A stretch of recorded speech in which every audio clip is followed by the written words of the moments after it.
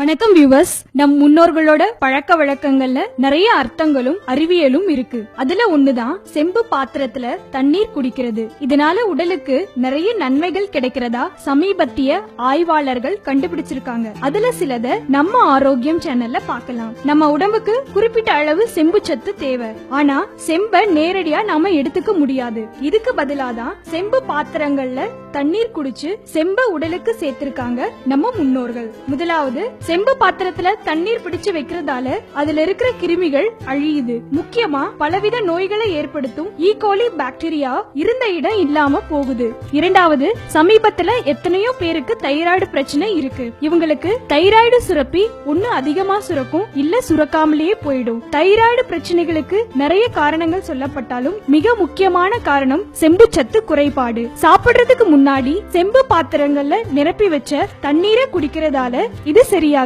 மூணாவது, நம்ம பாட்டி காலம் முதற்கொண்டே பலவிதமான மூட்டு வலிகளுக்கும் எலும்பு நோய்களுக்கும் தீர்வா செம்பு தண்ணீர் இருக்குது. அந்த காலத்துல எலும்பு முறிவு கட்டு போடுறதுக்கு கூட செம்பு பாத்திர தண்ணீரை தான் பயன்படுத்தி இருக்காங்கன்னா பாத்துக்குங்களேன். நாலாவதா, செம்பு தண்ணீரோட மிக முக்கியமான செயல்பாடு ரத்த சோகங்கிற அனீமியாவை முற்றிலும் தடுக்குது. செம்பு பாத்திரத்துல வைக்கப்பட்ட தண்ணீரால ரத்தத்தின் ஹீமோகுளோபின் எண்ணிக்கை முற்றிலும் அதிகரிக்குது. அஞ்சாவது, செம்பு மிகவும் வேகமான காய நிவாரணின்னு சொல்லலாம். கை கால் முகம்னு உடம்புல ஏற்படுற பலவித காயங்களை போக்குறதுக்காக தயாரிக்கப்படும் நிறைய ஆயின்மெண்ட்ஸும் ஜெல்லும் பெருமளவு காப்பரை கொண்டிருக்கு. இப்படிப்பட்டவங்க செம்பு பாத்திர தண்ணீரை குடிச்சாலே போதும், காயங்கள் வேகமா குணமடையும். ஆறாவது, இப்போதைக்கு பெரும்பாலான குழந்தைகள் ADHD அதாவது வயதுக்கு மீறிய மூளையின் தீவிர செயல் தூண்டலால பாதிக்கப்படுறாங்க.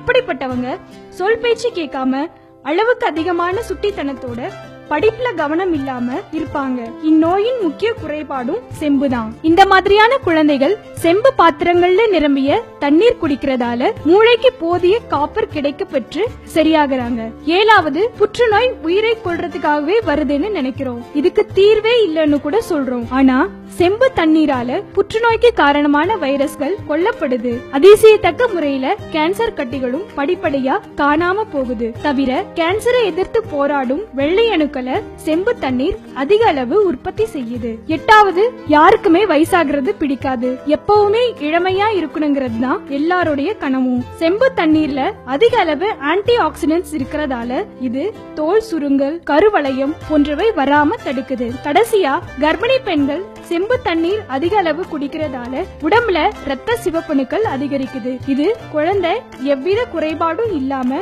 ஆரோக்கியமா வயிற்றுல வளர உதவுது. மேலும் கர்ப்ப காலங்கள்ல ஏற்படுற சில அஜீரண கோளாறுகளுக்கும் செம்பு தண்ணீர் தீர்வா அமையுது. இந்த குறிப்புகள் உங்களுக்கு நிச்சயம் பயனுள்ளதா இருக்கும்னு நம்புறோம். இன்னும் இந்த மாதிரி ஆரோக்கியம் சம்பந்தமான குறிப்புகளை தெரிஞ்சுக்க மறக்காம நம்ம ஆரோக்கியம் சேனலை சப்ஸ்கிரைப் பண்ணுங்க.